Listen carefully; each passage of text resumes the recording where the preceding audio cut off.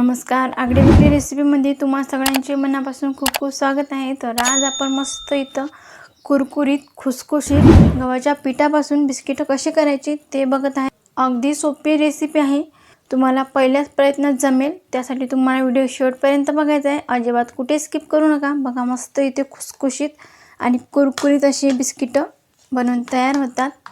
आजही असा खूप छान येतो आणि चहा सोबत खायला असं आपल्याला काही ना काही लागतं। तर असे बिस्किट लगेच तुम्ही बनवून खायचे। पावसाळ्याचे दिवस आहे त्यामुळे भरपूर साऱ्या प्रमाणात असे बनवू नका, जेवढे तुम्हाला खायला लागतील तेवढेच बनवायचे। लगेच गरमागरम बनवायचे आणि मस्त असे खुसखुशीत होतात, तुम्ही बघू शकता। खायला अगदी असे पौष्टिक आहे। तुमच्या घरामध्ये लहान मुलं असतील तर त्यांना तुम्ही हे बिस्किट बनवून खायला देऊ शकता। असे सुद्धा खाल्ले तरी खूप छान लागतात। चला तर मग लगेच रेसिपीकडे वळूया। पण तुम्ही जर चॅनलवर नवीन असाल, अजून चॅनलला सबस्क्राइब केलं नसेल तर पटकन सबस्क्राइब करा आणि त्याचबरोबर बेल आयकॉन हिट करून ऑल सिलेक्ट करा। मस्त असे हेल्दी, पौष्टिक, स्वादिष्ट गव्हाच्या पिठापासून बिस्किट बनवायला लगेच सुरुवात करूया। तर सगळ्यात आधी साहित्य पाहूया। तर इथे 1 वाटी गव्हाचं पीठ घेतलं, 4 चमचे साखर आहे, अर्धी वाटी बारीक रवा घेतला, 2 चमचे मिल्क पावडर आहे। तर इथं बघा मी मिक्सरचं भांडं घेतलं, यामध्ये आपल्याला रवा घालून घ्यायचा, त्यासोबतच साखर सुद्धा यामध्येच घालून घ्यायची आहे। बघा इथं मिक्सरला झाकण लावायचं आणि बारीक याची पिठी तयार करून घ्यायची आहे। बघा मिक्सरला मी छान याचं असं बारीक पिठी तयार करून घेतली आहे। आता इथे एक परात घ्यायची आहे, यामध्ये आपल्याला हे गव्हाचं पीठ घालून घ्यायचं आहे। जे मी 1 वाटी घेतलं, प्रमाण अगदी अचूक घ्यायचं आहे। यामध्ये 2 चमचे मिल्क पावडर घेतली। तुम्ही याऐवजी कणिक मळताना दुधाचा वापर केला तरी चालेल, परंतु मी पाण्याचा वापर करत आहे म्हणून मी 2 चमचे मिल्क पावडर घातली आहे। आणि आता यामध्येच आपल्याला रवा आणि साखर घालून घ्यायची आहे, जे आपण आधीच बारीक करून घेतली। बघा आता हे सगळं साहित्य आपल्याला मिसळून घ्यायचं आहे।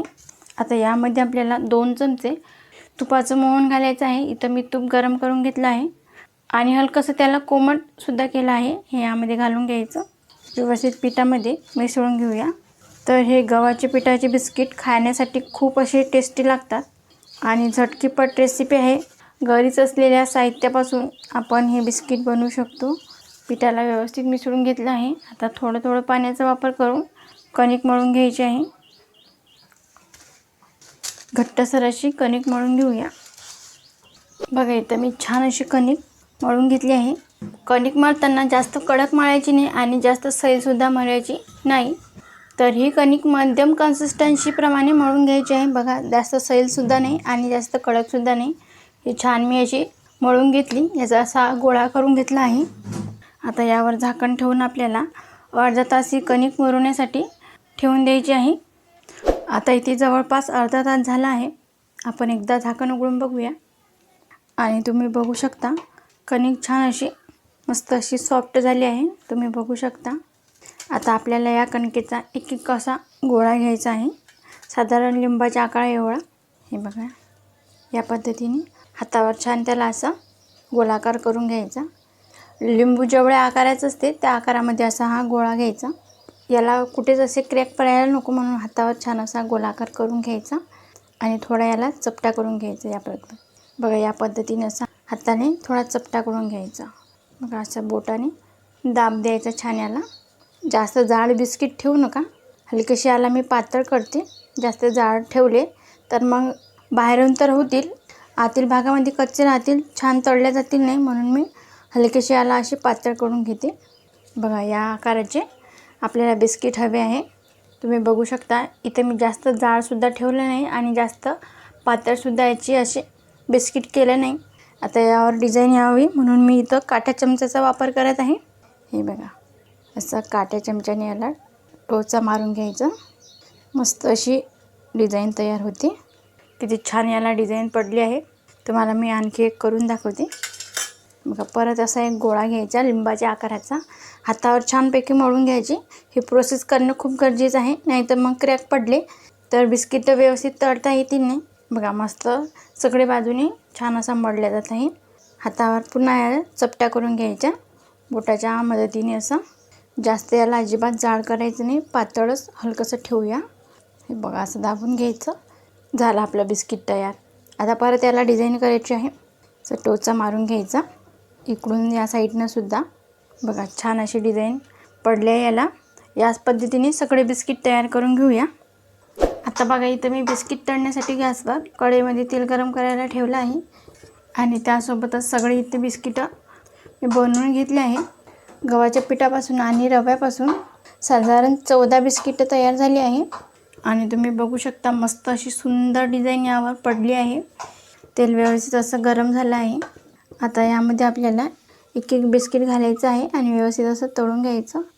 जेवढे यामध्ये मावतील तेवढेच घालायचे आहे आणि लगेच पलटवायची घाई करू नका. एक बाजू व्यवस्थित अशी खरपूस रंगावर येईपर्यंत तळून घ्या आणि नंतर मग पलटी करा. बघा इथं बिस्किटाने आकार धरला आहे. आता लगेच याला पलटवून घेऊया आणि मंद आचेवरच आपल्या गोल्डन रंगावर येईपर्यंत हे बिस्किटं खरपूस असे तळून घेऊया. बघा याला छान व्यवस्थित असा गोल्डन रंग आला आहे. आता आपण याला काढून घेऊया. तुम्ही बघू शकता मस्त हे आपले बिस्किटं बनवून तयार होता. मस्त कुरकुरीत होतात. तर लगेच याला काढून घेऊया. तुम्ही बघू शकता किती छान बिस्किट तळलं गेलं आहे. काढून घेऊया. सगळे बिस्किटं एक एक करून काढून घ्यायचे. आता याचप्रमाणे बाकीचे सगळे बिस्किटं तळून घेऊया. हे सुद्धा छान गोल्डन रंगावर येईपर्यंत खरपूस असे तळून घ्यायचे आहे. आता इथे तुम्ही बघू शकता सगळे बिस्किटं तळून तयार आहे. बघा किती छान झाले आहे आणि असं वाटतसुद्धा नाही की ही बिस्किटं आपण घरी केली आहे. बघा मस्त असा सुरेख रंग आला आहे आणि यावरची डिझाईन बघा किती छान दिसत आहे. परफेक्ट जसे आपण बाहेरून विकत बिस्किटं आणून खातो त्याच प्रमाणात बनवून तयार होतात. मस्त असे कुरकुरीत झाले आहे. आवाजावरून तुम्हाला कळलं असेल मस्त बाहेरून कुरकुरीत आतून अगदी खुसखुशीत झाले आहे. तुम्हाला मी इथं एक तोडून सुद्धा दाखवते. बघा क्या बात आहे. मस्त अशी खुसखुशीत झाली आहे. आतल्या भागामध्ये सुद्धा छान असे तळले गेले आहे. कुठेच अजिबात कच्चे राहिले नाही. घाई गडबडीच्या वेळेस तर तुम्ही चहासोबत बिस्किटं बनवून खाऊ शकता. खूप सोपी रेसिपी आहे आणि पटकन बनवून तयार होता. घरच्याच मोजक्या साहित्यापासून आपण हे बिस्किटं तयार केले आहे. पौष्टिक असे हे बिस्किटं आहे जे हेल्थसाठी चांगलं आहे. तुमच्या घरात जर लहान मुले असतील त्यांना असे बिस्किटं बनवून तुम्ही खायला द्या. ते आवडीने खातील. तर बघा इथं खूप टेस्टी अशी बिस्किटं बनवून तयार आहे. पावसाळ्याचे दिवस चालू झाले. गरमागरम चहा आणि त्यासोबत असे घरी बनवलेले बिस्किटं खाण्याची वेगळीच मजा आहे. तुम्ही सुद्धा एकदा ही रेसिपी नक्की करून बघा. कमेंटमध्ये सांगायला विसरू नका की रेसिपी कशी झाली ते. तर पावसाळ्याचे दिवस आहेत त्यामुळे हे बिस्किटं जेव्हा केव्हा तुम्हाला खायची इच्छा झाली लगेच बनवायचे आणि लगेच संपून सुद्धा टाकायचे. जास्तीचे बनवू नका कारण पावसाळ्याचे दिवस आहे. हे बिस्किटं नरम पडू शकतात. ही महत्त्वाची टिप्स आहे. जर तुम्हाला आजचा हा व्हिडिओ आवडला असेल तर लाईक करा. जास्तीत जास्त तुमच्या फ्रेंड फॅमिलीसोबत शेअर करा. तसेच आगळी वेगळी रेसिपीला सबस्क्राईब करायला विसरू नका आणि त्याचबरोबर बेल आयकॉन हिट करून ऑल सिलेक्ट करा. जेणेकरून मी छान छान रेसिपी अपलोड करेल त्याचे नोटिफिकेशन तुम्हाला येऊन देईल. आज वेळात वेळ काढून तुम्ही संपूर्ण रेसिपी बघितल्याबद्दल तुम्हाला सगळ्यांच्या मनापासून खूप खूप धन्यवाद. अशी छान छान रेसिपी तुम्ही सुद्धा बनवून खात जा. भेटूया नेक्स्ट व्हिडिओमध्ये.